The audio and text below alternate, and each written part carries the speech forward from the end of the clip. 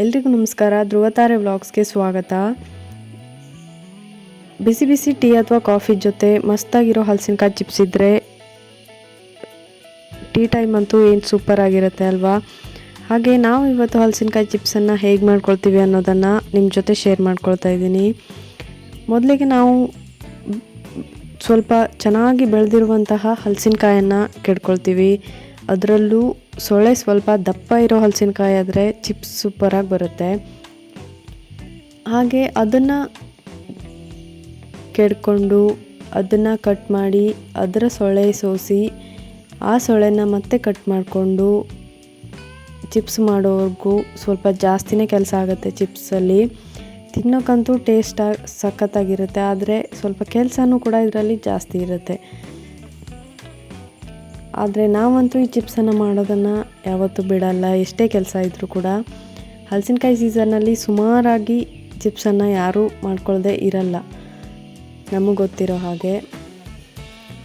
ಹೀಗೆ ಅದರ ಸೊಳ್ಳೆನ ಸೋಸ್ಕೊಂಡು ಅದನ್ನು ಸ್ವಲ್ಪ ಸಣ್ಣದಾಗಿ ಕಟ್ ಮಾಡ್ಕೊಳ್ತೀವಿ. ದಪ್ಪ ಸೊಳ್ಳೆ ಇದ್ದರೆ ಸ್ವಲ್ಪ ಚಿಕ್ಕದಾಗಿ, ಹಾಗೆ ತೆಳುವ ಸೊಳ್ಳೆ ಇದ್ದರೆ ಅದನ್ನು ಸ್ವಲ್ಪ ದೊಡ್ಡದಾಗಿ ಕಟ್ ಮಾಡ್ಕೊಳ್ತೀವಿ. ಹೀಗೆ ಹಾಗೆ ನನ್ನ ಚಾನಲ್ನ ಫಸ್ಟ್ ಟೈಮ್ ನೋಡ್ತಾ ಇರೋರು ಪ್ಲೀಸ್ ನನ್ನ ಚಾನಲ್ನ ಸಬ್ಸ್ಕ್ರೈಬ್ ಮಾಡಿಕೊಂಡು ನೋಡಿ, ಹಾಗೆ ಬೆಲ್ ಐಕಾನ್ನ ಕ್ಲಿಕ್ ಮಾಡಿ. ಇದರಿಂದ ನಾನು ಹಾಕುವಂತಹ ವೀಡಿಯೋಸ್ದು ನೋಟಿಫಿಕೇಷನ್ ಬರುತ್ತೆ ನಿಮಗೆ. ಹಾಗೆಯೇ ಬಿಸಿ ಬಿಸಿ ಎಣ್ಣೆಲಿ ಈ ಚಿಪ್ಸನ್ನು ಹಲಸಿನಕಾಯನ್ನು ಹಾಕಿ ಅದನ್ನು ಕರ್ಕೋತೀವಿ. ಹಾಗೆ ಈ ರೀತಿ ಚಿಪ್ಸ್ ಹಲಸಿನಕಾಯಿ ಸೊಳೆನ ಬಂಡಿಗೆ ಬಿಟ್ಟ ತಕ್ಷಣ ಅದಕ್ಕೆ ಉಪ್ಪು ಹಾಗೆ ಅರಿಶಿಣ ಪುಡಿಯನ್ನು ಮಿಕ್ಸ್ ಮಾಡಿ ಇಟ್ಕೊಂಡಿರುವಂತಹ ನೀರನ್ನು ಅದಕ್ಕೆ ಹಾಕ್ಕೊಳ್ತೀವಿ. ಹೀಗೆ ಮಾಡೋದ್ರಿಂದ ಚಿಪ್ಸು ಸಖತ್ತಾಗಿ ಉಪ್ಪನ್ನು ಹೀರ್ಕೊಳ್ಳುತ್ತೆ, ಹಾಗೆಯೇ ಎಣ್ಣೆ ಕೂಡ ಹಾಳಾಗಲ್ಲ. ಹಾಗೆ ನಾವು ಸಪ್ರೇಟಾಗಿ ಚಿಪ್ಸನ್ನು ಕರ್ಕೊಂಡು ಅದ್ರ ಮೇಲೆ ಉಪ್ಪನ್ನು ಉದುರಿಸ್ಕೊಂಡು ತಿನ್ನೋದಕ್ಕಿಂತ ಈ ರೀತಿ ಮಾಡಿಕೊಂಡ್ರೆ ಚಿಪ್ಸ್ ಚೆನ್ನಾಗಿ ಉಪ್ಪು ತಿಂದಿರುತ್ತೆ, ಹಾಗೆ ಟೇಸ್ಟು ಕೂಡ ಚೆನ್ನಾಗಿರುತ್ತೆ. ಹಾಗಾಗಿ ನಾವು ಯಾವುದೇ ಚಿಪ್ಸ್, ಬಾಳೆಕಾಯಿ ಇರ್ಬೋದು, ಹಲಸಿನಕಾಯಿ ಇರ್ಬೋದು, ಯಾವುದೇ ಚಿಪ್ಸ್ ಮಾಡಿದ್ರೂ ಕೂಡ ಇದೇ ರೀತಿ ಮಾಡ್ಕೊಳ್ಳೋದು.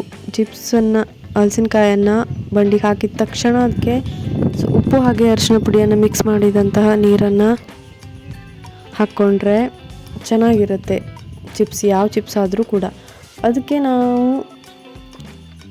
ಅದನ್ನು ಕರೆದು ಬೆಂದಿದ ತಕ್ಷಣ ಕರೆದು ತೆಗೆದಿದ್ಮೇಲೆ ಈ ರೀತಿ ಖಾರದ ಪುಡಿನ ಎಷ್ಟು ಬೇಕೋ ಅಷ್ಟು, ನಮ್ಗೆ ಎಷ್ಟು ಬೇಕೋ ಅಷ್ಟು ಬಿಸಿ ಇರುವಾಗಲೇ, ಅದು ಎಣ್ಣೆ ಆರೋಕ್ಕೂ ಮುಂಚೆನೇ ಈ ರೀತಿ ಖಾರದ ಪುಡಿನ ಹಾಕಿ ಚೆನ್ನಾಗಿ ಅದನ್ನು ಮಿಕ್ಸ್ ಮಾಡ್ಕೊಳ್ತೀವಿ.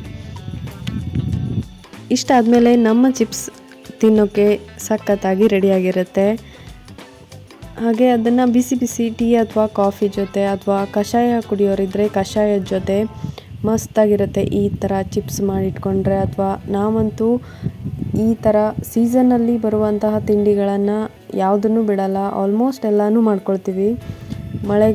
ಮಳೆಗಾಲಕ್ಕೆ ಅಂತ ಸ್ಟೋರ್ ಮಾಡ್ಕೊಳ್ತೀವಿ. ಈ ರೀತಿ ಹಪ್ಪಳ ಇರ್ಬೋದು, ಚಿಪ್ಸ್ ಇರ್ಬೋದು, ಅಥವಾ ಯಾವುದೇ ತಿಂಡಿಗಳನ್ನು ಇರ್ಬೋದು, ಯಾವುದನ್ನು ಬಿಡಲ್ಲ, ಎಲ್ಲನೂ ಮಾಡ್ಕೊಂಡಿರ್ತೀವಿ. ಹಾಗೆ ಅದರಲ್ಲಿ ಈ ಹಲಸಿನಕಾಯಿ ಚಿಪ್ಸ್ ಕೂಡ ಒಂದು. ವಿಡಿಯೋ ಇಷ್ಟ ಆದರೆ ಲೈಕ್ ಮಾಡಿ. Thank you.